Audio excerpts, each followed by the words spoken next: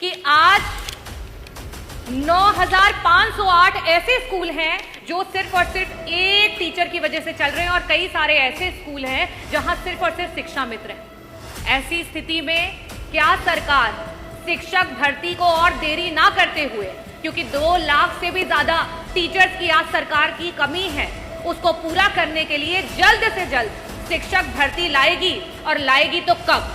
और साथ ही साथ जो हमारे शिक्षा मित्र उतना ही काम कर रहे हैं और उनके पास जो है टेट क्वालिफाइड है, उनका समायोजन करने या उनका मानदेय जो है उसको बढ़ाने के लिए सरकार कब विचार करेगी?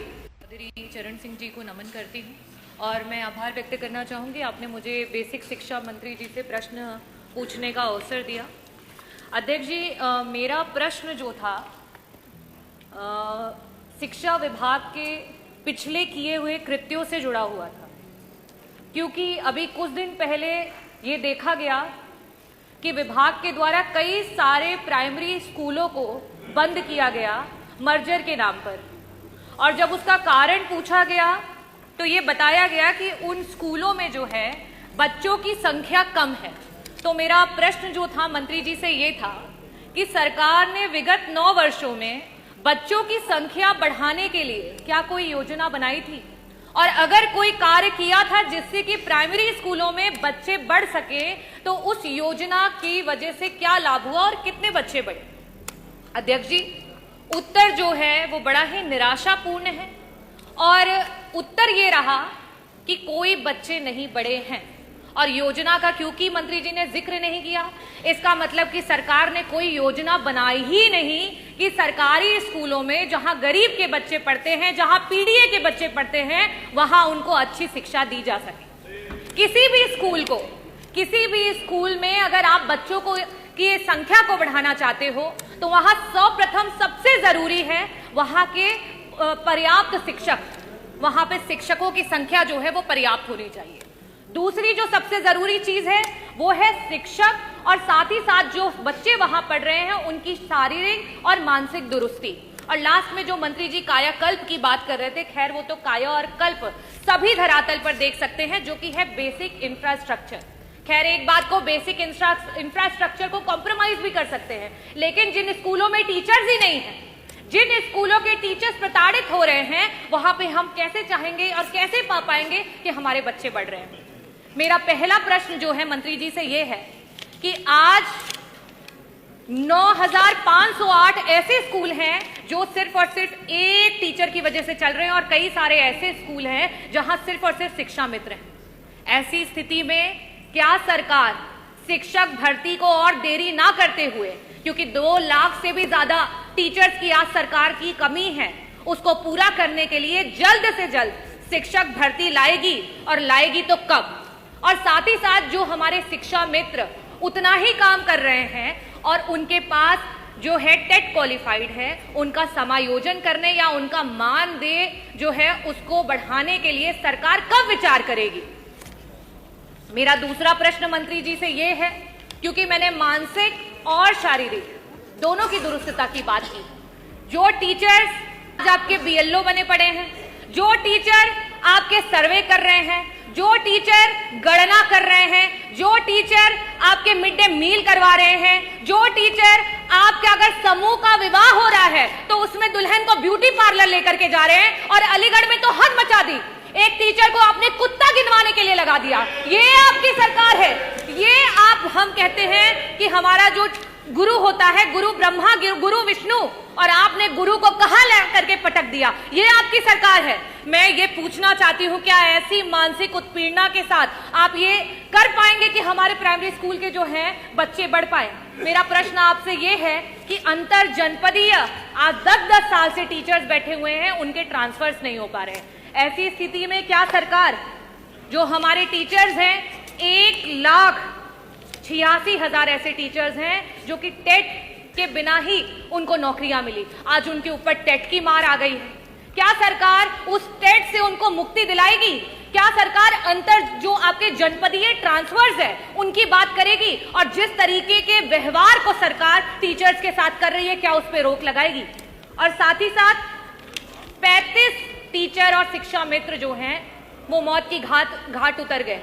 बीएलओ के रूप में वो काम कर रहे थे और उन्होंने आत्महत्या कर ली। इन लोगों के लिए क्या सरकार उनके परिवारों में एक सरकारी नौकरी और साथ ही साथ मुआवजा देने का काम करेगी? मैं बस इन 3 प्रश्नों के स्पष्ट उत्तर चाहूंगी कि सरकार अवश्य दे। बहुत बहुत धन्यवाद अध्यक्ष महोदय। श्री ब्रजेश कठेरिया। माननीय अध्यक्ष जी, कितना मिनट पूछा है आपके ने जो समय दिया इसके लिए धन्यवाद।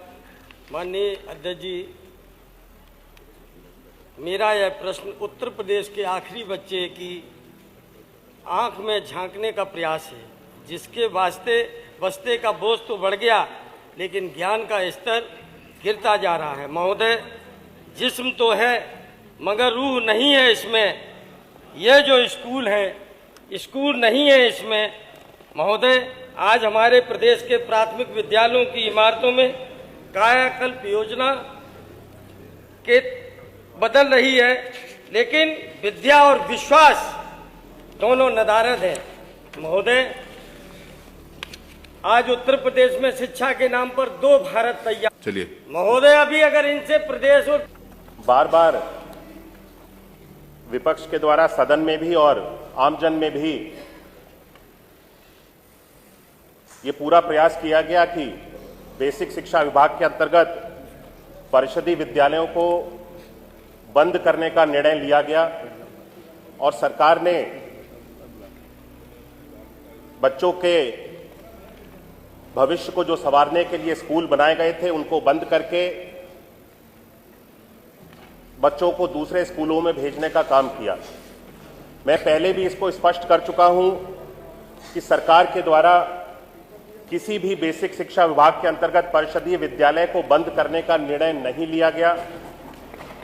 हर एक विद्यालय यथावत जिस तरीके से चल रहा था और जो विद्यालय का यूडाइस कोड था वो अभी भी उसी तरह से यथावत है और हर विद्यालय अभी भी कार्यरत है। जो व्यवस्था बनाई गई थी मर्जर की, उस संबंध में मैंने पूरे सदन को अवगत कराया था कि 50 से कम संख्या वाले जो विद्यालय थे, जहां पे बच्चों की संख्या 50 से कम थी, 1 किलोमीटर की अवधि प्राइमरी के लिए और अपर प्राइमरी के लिए 3 किलोमीटर की अवधि जो कि निर्धारित है आरटी के अंतर्गत, उसका पालन करते हुए जो विद्यालय 1 किलोमीटर के अंतर्गत था उस विद्यालय में बच्चों को मर्ज किया और उसका परिणाम स्वरूप यह हुआ कि एक विद्यालय में जो छात्रों की संख्या थी वो बढ़ गई और शिक्षकों की भी जो संख्या थी वो जब विद्यालय में अधिक हो जाएगी और छात्र भी अधिक होंगे तो ये स्वाभाविक है कि जो पठन पाठन का कार्य विद्यालय के अंतर्गत होगा वो बेहतर होगा। बच्चे ग्रुप लर्निंग, पीयर लर्निंग के माध्यम से अच्छी शिक्षा को ग्रहण करेंगे। इस चीज को हम लोग सोचते हुए ये निर्णय लिया गया था और इसका जो स्वरूप आया है, इसका जो फल मिला है हम लोगों को, वो भी अच्छा हुआ है। और जो विद्यालय बंद किए गए थे, यानी कि जो बंद नहीं किए गए, जो विद्यालय रिक्त हुए थे खाली मर्जर की प्रक्रिया के बाद में, उन विद्यालयों को प्री प्राइमरी यानी कि बाल वाटिका के रूप में हम सब लोगों ने इस वर्ष से एक नई व्यवस्था बना करके चालू किया है। इन विद्यालयों में भी इन बच्चों की पठन पाठन के कार्य हम सब लोग प्रारंभ कर रहे हैं और इसके लिए एक पूरा पाठ्यक्रम अलग से तैयार किया गया है कि इनके भविष्य को हम सब लोग बेहतर किस तरह से बनाएं। तो माननीय सदन में कोई भी विपक्ष के सदस्य इस तरीके की कोई गलत जानकारी ना दें कि सरकार के द्वारा विद्यालयों को बंद किया गया है। लाखों की संख्या में शिक्षकों के जो ट्रांसफर का भी प्रश्न उठाया गया, जनपदी और जनपद के अंदर भी समायोजन दोनों किए गए और लाखों की संख्या में शिक्षकों का तबादला हुआ है, ट्रांसफर हुआ है और ऑनलाइन एक पारदर्शी व्यवस्था का पालन करते हुए हमारे ट्रांसफर की प्रक्रिया पे किसी भी तरह की कोई आलोचना नहीं होती और किसी भी तरह की कोई उंगली नहीं उठती। इससे पहले जब 2017 से पहले ट्रांसफर किए जाते थे और किस तरीके की ट्रांसफर्स की व्यवस्था थी, हम में से किसी भी सदस्य से ये छुपा नहीं है और किस तरीके से पूरी तरह से दलाली होती थी और पैसा वसूला जाता था शिक्षकों के ट्रांसफर के नाम पे। और उसके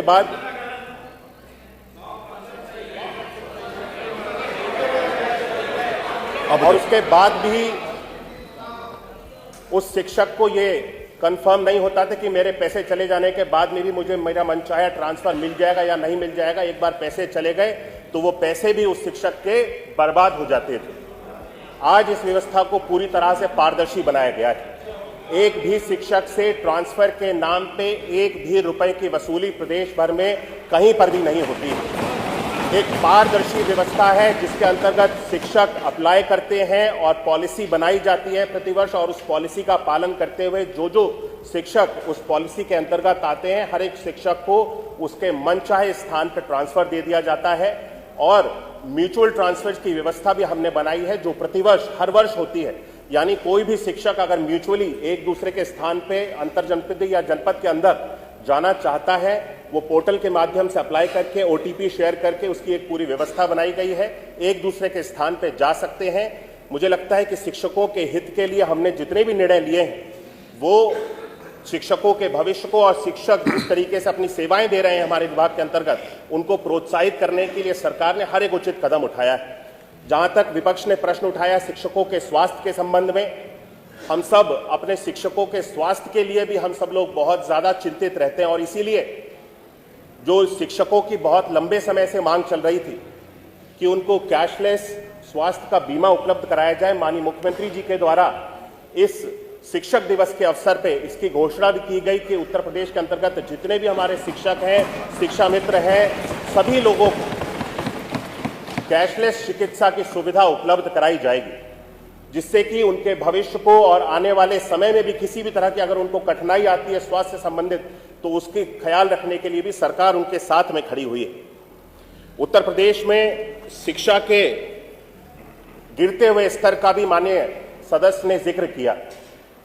वे शायद ये भूल गए कि गिरता हुआ स्तर उत्तर प्रदेश में शिक्षक का 2017 से पहले हुआ करता था, जहां पे बच्चों की पठन पाठन के लिए किसी भी तरह की कोई निगरानी नहीं होती थी, कोई व्यवस्था नहीं होती थी, और किसी भी तरह की कोई मॉनिटरिंग के लिए कोई पोर्टल या ऐप, किसी भी तरह का कोई निर्माण नहीं किया गया था।